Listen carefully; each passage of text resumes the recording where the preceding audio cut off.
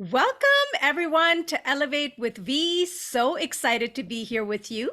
This podcast was inspired by my own healing journey. I aspire to share amazing healers and coaches to help us each elevate on our journey so we can keep aligning with our soul's calling and gifts. I can't wait to introduce my guest today, Tiare. I had the pleasure of connecting with her on Clubhouse in the beginning of this year. She was leaning into her gifts and starting to doing rooms with meditations and tuning into the Akashic records. And Tiara, your energy is always so vibrant and you always create this warm and welcoming space for everyone.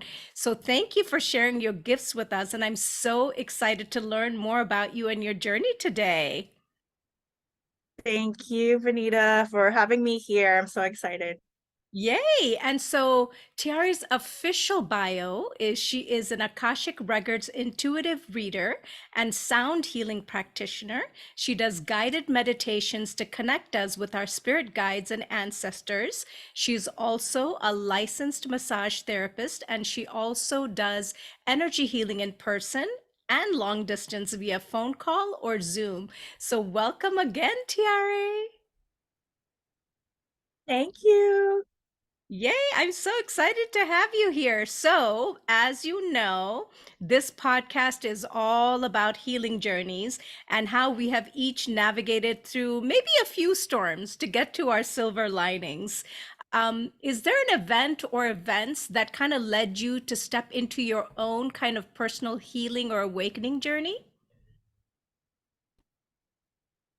Well, I knew that I always wanted to do massage, but you have to be, to me, you have to be at a certain place in your life where you can touch any type of body. And when you touch someone's body, you're touching their energy, you're entering their auric field, they're entering yours, and it is a give and take. Whether they're lying on the table and doing nothing, you're still transferring energy. So I feel like I needed to be at a certain space in my life to go into that. And so when I moved back home to Honolulu 12 years ago, I decided I wanted to go back to massage school, which I did. And I was working in a physical therapy clinic. And people come into the clinic injured, sore, they're in pain. And then when they leave, they're in such a better space. And I was doing all the admin work, working with insurance and sitting at a desk 8, 9, 10 hours a day. And I was getting back pain and carpal tunnel and neck pain. I was like, I cannot sit all day. That's not in me. I want to be more hands-on. So even more that prompted me to use my hands out as a space in my life where I wanted to help the elderly, middle-aged, kids, athletes, all types of bodies and ages. And so I got into that. And then once I started going to Maui for these Lomilomi retreats, I got more into the spiritual side where we visit heiaus and we chant out to the stones that we work with and just connecting with the land and connecting with the ancestors. So now I'm in a stage where I'm putting it all together and diving more deeper into the ethereal realm where I actually connect my ancestors with other people's ancestors when I do readings or healing sessions, sound therapy sessions. So now it's expanding into this ethereal, more. I'm working with the angelic realm, working with the galactic realms. So it's just expanding and getting bigger and bigger and helping people to awaken their gifts and what's calling to their purpose as well. Ooh, I love that so much. Now, you said something that was a little bit different because you did say you did massage, but then you said Lomi Lomi. Now, tell Yeah. us, because I'm sure there are a lot of people who have never heard that. So please share with us a little bit more what that is. So Lomi Lomi is using the hands to massage. To massage, it's an ancient Hawaiian protocol where you had to, it was passed down strictly through lineage, like you had to be born through it. Almost like a kahuna. Like a kahuna, there were Lomi Lomi kahuna, there were different kahunas. Some would pick strictly for plant medicine, la'au lapa'au. Some were strictly for chanting, some were strictly for praying or bringing the sick back to life. So there are different types of kahuna. So way back when, you had to be born into the lineage. Okay, so I learned from someone who was born into the lineage. So in past lives, I've been told that I've worked in Lomi Lomi and that lived on Kauai, and then I used to take care of the women who were on their monthly cycle, their moon cycle, because they had to go into their own house. And I would massage them and take care of them. And when I was told this, it very much resonated. And when I go to Kauai, it's like I'm always at home.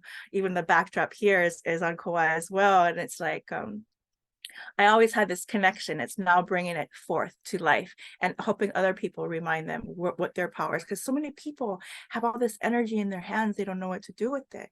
They don't know whether to do Lomilomi or Reiki. So Lomilomi now, anyone can learn Lomilomi. They go to a retreat or they learn from a specific person who has the DNA, the lineage, and take it to their practice. So many people, even that are non-Hawaiian or don't live in Hawaii, are doing Lomilomi now. So it's still very sacred. Yes. Ooh, I love that so much. And just to clarify, I know you said kahuna a couple of times. Is that kind of like a shaman? Would that be an Yes. equivalent or? Yes. It could be a male or female, like a shaman. Yes, a medicine person or someone of the lineage who has kahuna father, mother, or so forth, or a kahuna teacher. Yes. Ooh, I love that so much. So let's go back a little. Did you grow up on the islands of Hawaii? So I was born in California, in Encino, California. My dad was in the Air Force. And so I was born in Encino, California. So I have connections to California. And so I kind of grew up with the new age stuff because my dad was always into it, and there were always new age things going on in California. I moved to back to Oahu when I was about 8 years old. My mom's youngest sister passed away, and so we moved back home. And so I grew up, I went to the Kamehameha schools and just danced hula. I dove deep into my culture, learned how to speak Hawaiian. I'm not fluent, but I just wanted to be part of my culture. Yeah, I always loved my culture growing up. That's so beautiful. So in your family, did you feel that there was sort of an openness to kind of the ancient wisdom or spirituality? Did you experience any of that with your family at all? With my family, I had to learn it. Oh, now I'm thinking about my grandparents. Actually, that's a good question because what year was it? 1887, when the U.S. government took over the Hawaiian kingdom and made it a state. So the government took over. There was the overthrow. So they banned Hawaiian language. They banned hula, or hula could only be done sitting down. Noho style couldn't be done standing. So they made all these changes. So my grandparents and my parents were not encouraged. In fact, they were discouraged to speak Hawaiian. And so the schools brought it back. There are charter schools now. So now people are bringing back the Hawaiian language, the Hawaiian culture, especially since it was banned before. So now even more so, they're coming together, and now there's children who can speak fluent Hawaiian, whereas like my grandparents did not. So they're like going back and remembering the ancient ways. So I myself did not learn to speak Hawaiian from my parents or my grandparents. I had to learn that in school or from hula, my kumu hula who speak Hawaiian. I learned it from them. So yeah, it was not from my family. Wow, that's so interesting. So, do you feel that there was, like, just from your own experience and your family and your grandparents, my understanding, and, I come from a culture also, from being from India, where there's a lot of information that gets passed on orally. Like, that's how we would get information because it's not always available in different ways. So, just based on what you're sharing, is that something that you received from your grandparents or even like your mom's family? Or is it very much like just try to integrate and be with what's happening now, just stay current? We don't need to like go into the past and pull up any of those things. Well, my mother was a hula dancer too. So she encouraged me to dance hula. In fact, when I was like 5 years old, she said, "You're dancing hula." So they encouraged me. And her mother, my grandma, used to make all her hula costumes. So they've always encouraged me. My dad encouraged me. I could be a California girl, I can be a Hawaiian girl, I can be all of the above, whatever I want to do. So he's always encouraged me to just be myself, be my true authentic self. So I appreciate that. And yeah, they've encouraged me. I feel my grandparents encouraging me. In fact, as we speak about that, I'm feeling my dad's grandmother, my great grandmother. She was a hula dancer for Queen Liliuokalani. So yeah, very connected, very much connected. Wow, I love that so much. And so, did you have siblings when you were growing up? Were you an only child or? I have an older sister who's almost 10 years older than me. So it's just the two of us. And then my dad remarried, and I have a brother, a half brother who's younger than me. Amazing. And so, have you felt this sort of like spiritual connection? You know what I'm saying? Like, did you always feel like you're either connected to the land or to something beyond just our ordinary 3D, existence? Yes, my dreams have always been very vivid. Like I could always smell, taste, hear, feel as if I'm there. Very specifically, like smoke or flowers, specific flowers or mold or fungus. I feel like I can smell everything in my dreams. And I've always been like that since a little kid. So even as a kid, I had a hard time like differentiating, did something really happen or did I dream it? I'd be playing in the yard and my dreams would be there with me. That makes sense. Like I was always connected as a child, and I remember recording myself speaking to myself because I'm speaking this language I didn't recognize, speaking or singing, and it was light language. Yeah. And but I never let anyone hear it because I didn't want them to think how I was strange, and but yeah, I always felt very connected to the elements and the earth and the ancestors. So yeah, I'm very blessed to have had that connection. Ooh, so when did you kind of know? Was this when you were like 4 or 5 or younger or older? So, oh, that's a good question. When I was 4 or 5, yeah, about there, four, yeah, yes, 4 or 5. Wow. And did you kind of just keep this to yourself? Like, did you tell Yeah. your mom, your sister? Well, I always had like imaginary friends with me, right? Like many of us do. Many children have imaginary friends, right? When in reality they're already connected to seeing their ancestors or elementals or just other spirits who know that they're open and they come and visit them and play with them. So um my mom saw it, but she, kept it hush hush. My dad noticed that every time when he looked at me and he would like speak to me in his mind, that I would turn around and look. So my dad always knew I had it in me, but did I share it with my friends? No, I kept it to myself. I gotcha. Okay, so how did you, so, you went to school, you did all of these things, and you started working, and then you kind of like stepped into becoming a massage therapist. Was there anybody else in your family that did anything like that before that you're aware My of? sister. My sister's also a massage therapist. So, and she was also into chanting and doing hours plant medicine. So she has a connection as well. But she's older. She's 9 years older, and now she lives in Massachusetts. So I don't really get to see her, but she's had the connection as well. So it's um kind of funny now that we look at it that I'm kind of doing all the stuff that she did, but now I'm taking it to another level, especially now that I'm moving to the Big Island. So I'm gonna go all the way with this. Yeah. I'm so excited for you. This is so amazing. So, Thank you. you get into massage therapy and you said you started to expand your learning and expand things. So, where did you go once you started to do this massage therapy and you started to make more of your spiritual connection and you started to talk a little bit about like now you're starting to connect more with the ancestors, the galactic. Share a little bit more about that. What was that process about?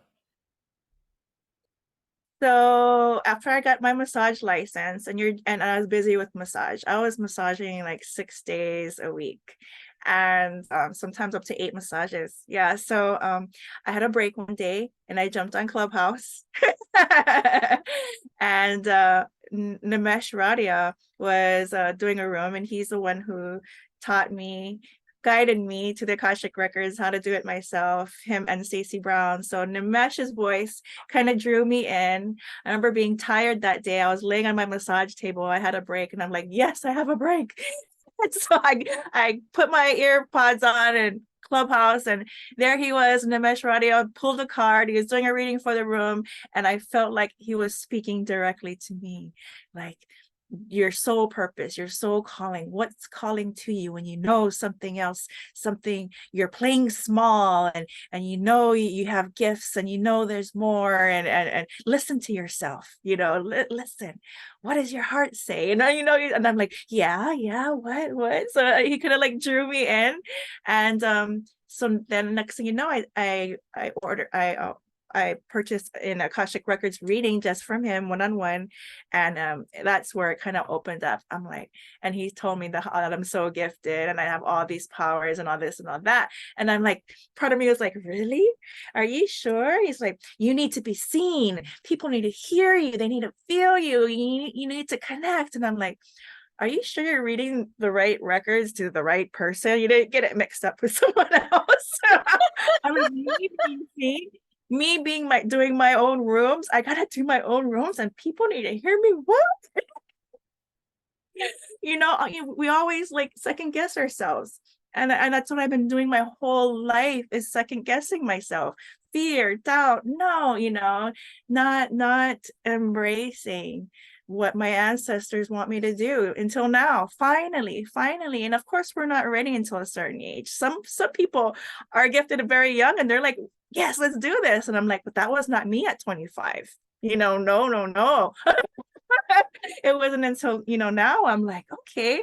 So the more that I learned, and I learned how to open the records with Nimesh and Stacey, and then I started doing my own rooms, and I'm like, I loved it. I'm like, wow. And then it kind of made sense, bringing everything together, what I could see, what I could feel, what I could hear. And then now, just last night, I did a massage. My last session was a massage, and then I had a reading right after with her. So she wanted both. She wanted me to touch her and feel her. And I did right away. I knew she needed pink sheets for love, pink sheets with roses on it, because I really felt the heavy heart. I immediately changed the music to 432 hertz, which is, again, healing the heart. So I can feel things right away. And then I didn't do the reading while I'm massaging her, but I'm just feeling everything out. And then so I did a 1-hour massage, and then a 1-hour Akashic Records reading session, and she was a completely different person after. So after this, like, I was kind of tired yesterday, but after all of that, it was like, wow, yeah. So I want to Wow. help other people tap into their powers too. So yeah, it's all good. Oh, that's so beautiful. Yeah. And I remember, Tiare, when I connected with you on Clubhouse, you were like, I'm going to start rooms. And I think I was there for like your first room, and you're like, okay, guys, I've never done this before, but I think it's time. And Oh uh, my God, yes, you were. That's and we all came in to support, and you're looking, and it's like all these people are coming in, and you started with your meditation. And then I always remember Nimesh would come in to support you. He'd be in the room to just sort of like, you can do this, you got this. And so it's so amazing what you said, and it's so true. I think so many times we kind of play small, right? Because we're like, oh, well, they can do it, but I can't do that. Like, I don't have those gifts, or I'm not ready yet, or so many things. We go into all of these questions and things in our mind, and we hold ourselves back. And I think it's so important that we have these external events that happen where someone else can reflect back to you that, no, you're ready, or let me help you. And you kept trusting your intuition, right? Because for you to pop into that room, whether it's your guides who are like, nope, you got to go listen to this specific room at this particular time, because this is that message that you need to hear. And it really kind of like put you into that state of like, yeah, this message is for me. I got it. Okay, let's do it. And, it's a process. Like you said, it's like where you were when you started and where you are today. Like, there's this blossoming, there's this growing, there's this fire. And it's just so beautiful to see what all you're stepping into. So I'm just so excited to like just hear about everything that you're up to. So, and I can't imagine that you were doing that many massages in a day. I mean, that's got to be pretty exhausting. Yeah, it was. And then I started seeing energy come out of people. Like a guy came in with all these tattoos, and he fell off a bike and he hurt his hip. And when he laid down, immediately I was like, I don't think he just fell off. I felt like he was pushed off by some entity, you know. And sure enough, when I was working on him, I saw like a black smoke leave his hip. And so I had my tea leaves, I used to have my tea leaves with me all the time, but now I've evolved where I can clear that stuff, with my own auric energy with my hands. But and it was then I was like, ooh, there's more to just massage. And so that's even more so when I started to see more versus just doing massage.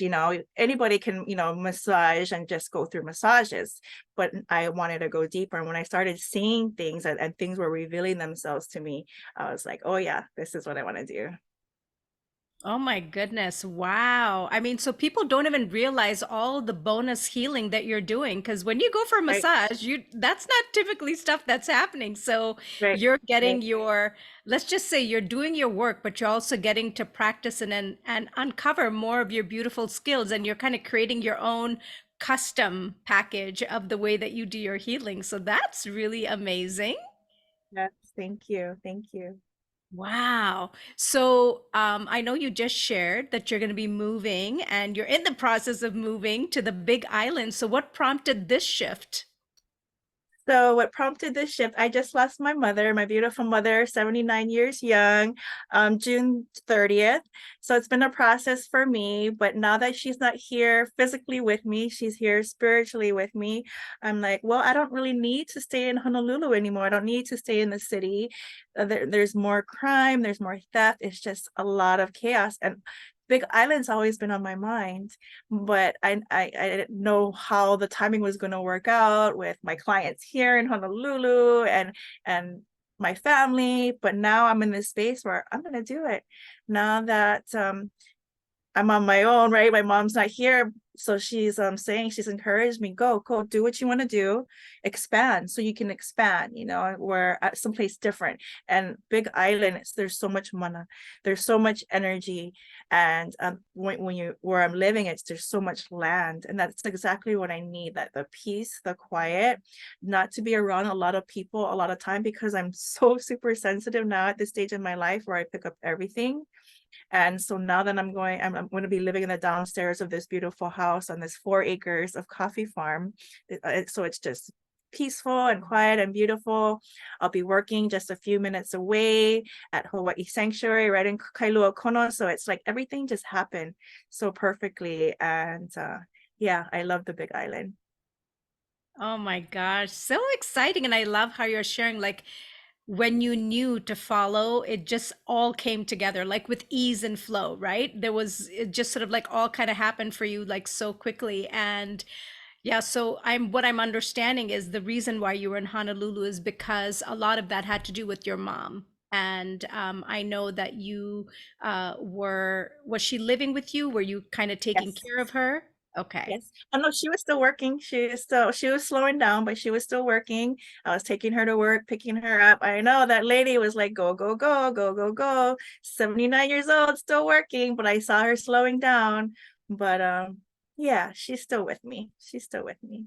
Oh, I love that so much. So, one of the things that we didn't dip into, and maybe you're one of those people that doesn't necessarily have had one of these experiences, but a lot of us, I know for me, like I went through what you would call a dark night of the soul. Like I went through it for like literally pandemic happened and a good like 2 3 years. I mean, I would say I'm still like on my healing journey, and most people are, but it was literally like a smackdown.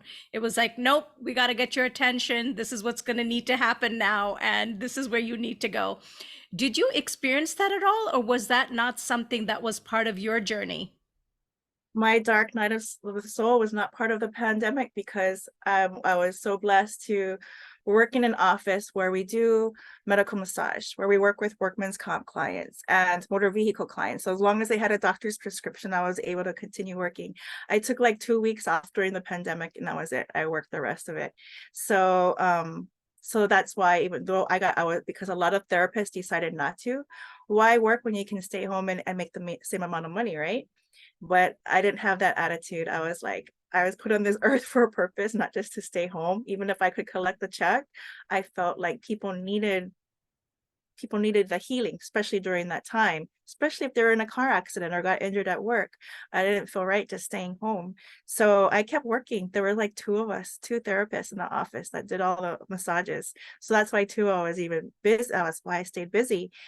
So I kept working, and then I got into the clubhouse, and then I went on the Lomilomi retreat. And like the universe was telling me, keep doing what you're doing. There's more coming. There's more coming. I always feel, even now, there's like, keep going. Even when you feel like my mom's not here, like November 1st. Oh no, it's another month without my mom. I was dreading it, right? But then the universe is like, we got you. We love you. We've got your back. Just keep going. Just take, even if it's baby steps, even if it's just one step at a time, don't stop. Just keep going, because there's so much more coming. So yeah, that's the attitude I've been having. I love that. Wow. Like, listen, I didn't have a choice, okay? Like, the way the universe did everything, it was like, okay, we're just gonna shatter everything, and now you get to like pick every piece back up. And, but the timing was perfect, right? Because suddenly I had like 24/7 to focus on myself and to really kind of dive into my journey. And, what I was curious about is, you mentioned that you were very connected as a child, right? You were very sensitive and all of these Yeah. things. How did you manage to be surrounded by like regular life with all of these sensitivities? Like, what did you do? Were you kind of like, I'm just going to go to school, not to talk to anybody, and then just come home? Like, what was your experience as a child with these very open gifts? Funny you say that. When I was 3 years old, well, plus my parents got divorced at that I was 3 years old. So I can't remember all the details exactly. I just remember my dad not being around, and I kind of shut down, where I didn't want to be around other kids. I think that's kind of what prompted it too, or all of it happened at the same time. So I wouldn't play with the other kids in preschool. I remember going to preschool, my mom would be taking me, and I see this red clown on the door, and I'd be freaked out. No, not preschool, right? And so I'd go and play with my toys in the corner and not want to deal with anybody. So my mom, she I was going to a child psychologist at the time, and nothing's wrong with me, of course, right? It's just I'm going through my stuff, not wanting to deal with anybody. So I think that's all part of it. It's all connected, like it all tied in together, right? Of not wanting to be around other kids at that age. So, but slowly as I got older, like first grade, second grade, I loved to run. Running was my jam at the time. I was like the fastest girl. It was me and this other guy. I remember his name, John Logan. We were like always together because we were always like, sometimes he was faster, sometimes I was faster, but I was the fastest girl, right? So running. So sports, actually, track, and then I started playing the flute and band. So I started becoming more social in that way, and focusing on music, on my studies, and dancing hula. So I became more open and not so focused on what I could see, but they would still come to me in my dreams, right? My dreams would always be very vivid. And I talked to my dad about it. And then once my dad, starts getting into that, that's when I started going. He started taking my first expo was when I was 10 years old. And I had my whole auric reading. I had my first reading, and he's bought me crystal and my first crystal. And, so it kind of all tied together, where I didn't have to be afraid of my dreams. Yeah. Oh, wow. That is pretty amazing. Oh my goodness. So I really appreciate you sharing that because I was curious. I'm like, being so sensitive, that would have been very challenging. And like you said, for at that age to experience, your parents separating, so much change is happening. So I'm sure that you were going through things. And I'm actually very impressed that, your parents were like, yeah, we're going to take her to like a psychologist or someone for her to talk to, because most parents wouldn't do that. So I'm very impressed that that's something that happened. Thank you. Yeah, that was my mom's idea. She always looked out for me. She always wanted the best for me. So, yeah, thank you. I love that. So I do have a question about like when you were saying that, imaginary friends, other things, was pretty much most of this like within your third eye, or were you actually seeing things outside, like physically outside? No, it was always my third eye. It was always my third eye. Yeah. And so, now when you said like once you've dived into the Akashic records and more of your gifts are opening up, and you mentioned you're like, hey, now I even see galactics and stuff. Is this again more in your third eye, or is this kind of external as well? My third eye. So now I'm amazed at how fast I can fall asleep because I feel like I'm always like in between. So when it's time for me to go to bed, like I'm already dreaming and I'm shut my eyes, boom, I'm there already. When I wake up in the morning, it's like I'm still partially dreaming, So because I open the records now almost every day too. So that's like when you're connected, and then when I'm dreaming, it's like it's always there. And especially the work I do, with massage and with readings and just the messages, right? Just listening the detail, paying attention to the details of being led through my gut, my oh, I feel like they're pulling me to expand, or they're pulling me here like to the big island. I felt the big island pulling me, right? So it's like I'm paying attention more. Surrender. I'm surrendering, because other people, I'm not alone. Other people's gifts are expanding too, and I'm helping people remember, and I'm helping people be more in tune with what their dreams mean, what their downloads mean, and meditations. I still go to other people's meditation rooms when I feel like, okay, I need to be reset and I want someone else to do it for me. I don't want to always have to do everything myself, right? I just Yes. want to surrender and have someone else do a meditation or someone else do a reading, right? So I still occasionally go to other people's, either it be a Zoom call or a meditation room. And when they do that, boom, I automatically, see like other galactic beings that especially like the butterfly beings. Um, Kind of like that movie. I don't know if you remember watching The Abyss, the movie The Abyss, where they were in the ship and they went down and all these butterfly beings were, there. And so I've been connecting with these beings. I heard they're from Andromeda, but they come in and then they look me in the face like very lovingly, and then they lift me up because I was in this sadness, right? Going through the grief that I went through the past few months. So they come in and they lift me up, up, up, up into the sky. And then they remind me that I have that power to elevate not just myself, but others. And there's more than one. There's a few of them that are up there. So I love connecting with beings like that and helping others connect too. Oh, that's so beautiful. Because I was going to ask you, I know it's very recent, and, you losing your mom. I mean, that must have been also something very challenging to navigate. I mean, it doesn't matter how many tools we have. At the end of the day, we're human having this human experience. And, I know that you're very close to your mom. So that too is something that is, a process, right? And I love that you're tuned into all of the support, which I'm sure you're also tuned into her, now that a few months have gone by, for her to sort of cheer you on and let you know that she's Yeah. still with you and supporting you. Funny you mentioned that because the other when at that night that I finished the expo was Sunday night, and I came home to walk my dogs. The moon was still full, even though the full moon was the night before. She was still full, and I felt the wind in my hair, and I could breathe, and I felt and saw like the ancestors doing that. My mom's like whistling. I can't whistle, but her thing was to whistle with her fingers in her mouth, whistling, whistling. Yes. I could totally see her doing that. Yeah, so that was really cool. Oh, well, that's so amazing. I got chills when you said that. So I'm like, I don't know if she's around you, but I'm like definitely feeling some energies. That's so amazing. I love this all so much, and it's so beautiful to just hear like all the different things that you've navigated, where you are right now. You're getting ready to move, new beginnings. The one thing we didn't talk about is I know that you do sound healing work. Tell us a little bit about that. How I is that connected to your other stuff? Is it separate? How does it work? It is connected. In fact, I have a bowl right here. So I have crystal bowls. I have a whole crystal bowl set, and then I have Tibetan bowls here as well, where I do healing on the body. I use the tuning forks. So what I usually do are one-on-one sessions. Sometimes I'll use the bowl or the tuning forks in the massage session, because a lot of times it's energetically.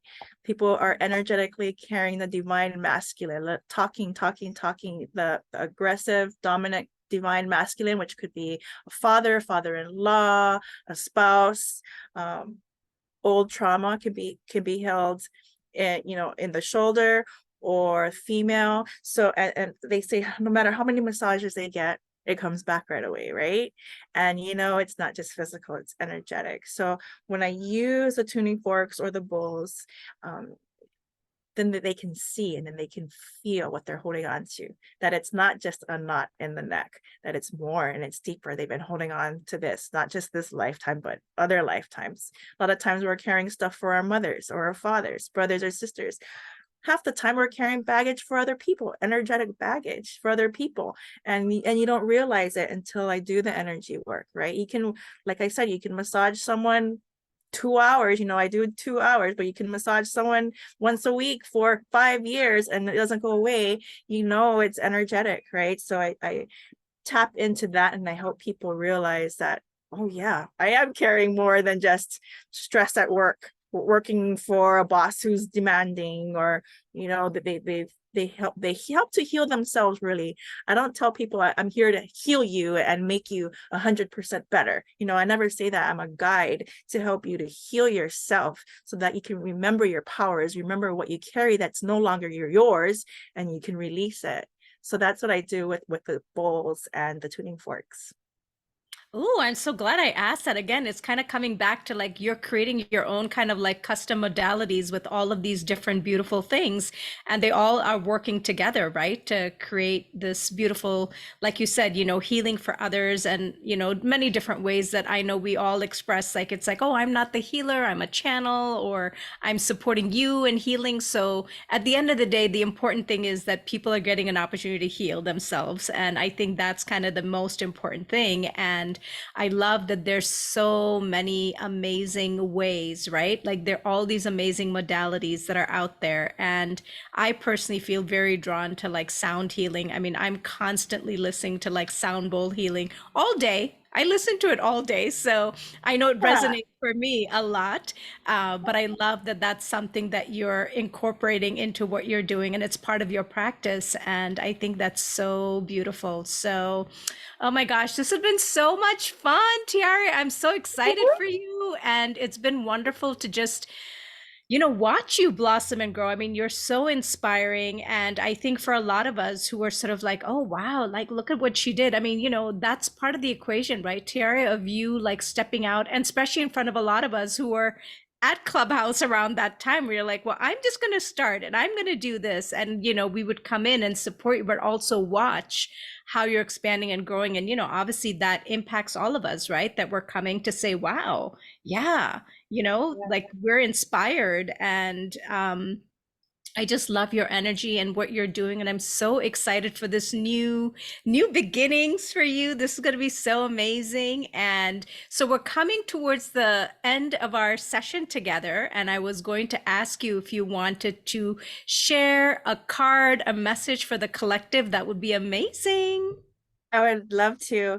And it makes me emotional, Benita, that you were in my very first Clubhouse room, and that you've seen me and I'm seeing you elevate with your beautiful podcast. So I want to return that love to you as well. I'm so proud of you also. Thank you. So I am pulling a card from my creation codes deck. I was on the beautiful island of Kauai last month or September for the Golden Age of Lemuria conference. And Michael Blaze, I got to meet her. She's a beautiful soul, made this deck, the creation codes. And the card that I picked was number 18, which is metamorphosis. We're all going through metamorphosis, transformation. We're all like caterpillars blooming, going into our little catalyst and going through our changes and evolving and becoming these beautiful butterflies, right? So metamorphosis number 18, it is time to recognize all your soul has been through and to remember who you truly are. Your soul is constantly evolving in your physical form, whether you are conscious of it or not. Your journey of creation is preconception. Your soul is not in any physical container or on earth. You are pure vibration. The essence of light. You are planning for this lifetime and desire to share your energy with the world. See how we are leading by example? I love that. During pregnancy, your soul is shifting because it is coming in and out of the human body. This experience is already evolving your soul at a base level, tapping into earthly and human energy through your mother. I love, Anita, how we were talking about my mother and about me at a young age, tapping into that. I believe all of us were tapped in at a young age. We just forgot, or we blocked it, or we put it away behind our heart, or hid it away, right? Incarnation birth. The moment of birth creates a new level for your soul.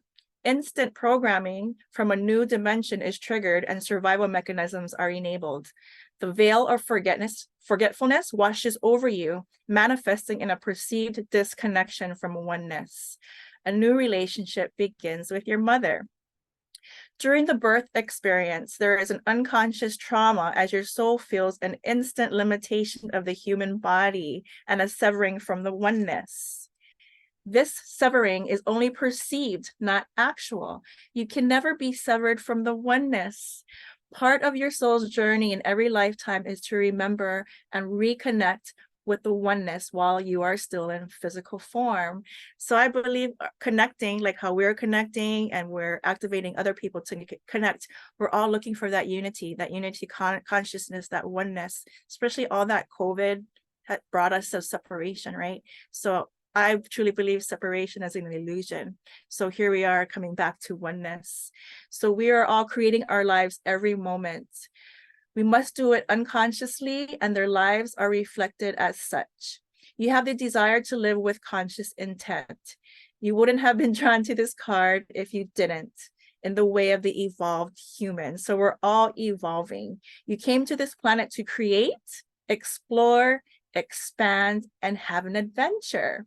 Viewing your life this way makes you realize you are creating your reality. Again, the universe telling us to have fun, right? Go on those adventures, go on those vacations, even if it's by yourself. Sometimes the most fun you have is by yourself, because that's when you get to meet whoever you want. These people will be attracted to your vibration, right? The experiences in your life are there to teach you, guide you, and help you remember this vital fact. No matter how dire or wonderful, life is here for your benefit. So would it be much better to consciously create an extraordinary life instead of being dragged along in a dire one? So the affirmation for this is, I am a masterpiece created by love.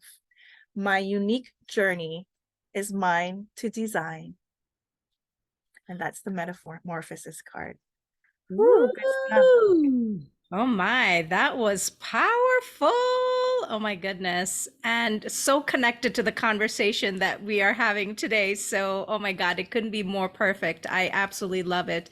Thank you so much, Tiare. This has been so much fun. I'm so honored to know you and to be connected to you. And I can't wait to see what else you're going to be creating and sharing in this beautiful universe. And I just want to remind all my beautiful listeners that all of Tiare's information will be in the bio section wherever this gets posted. So you can definitely connect with her, give her a little bit of time. She's getting ready to move. So, Right. but you can definitely connect with her. So I'm really grateful. I'm also super grateful to my beautiful audience that tunes in to like listen to these podcasts. And I know that there's so many beautiful, amazing energies and golden nuggets from things that Tiare and I have talked about today. So I hope that each one of you is receiving something that's like healing and uplifting and elevating for you. And thank you again so much, Tiare. I'm so honored to have you, and I'm really blessed to have connected with you. And I hope that we will have many more opportunities to connect.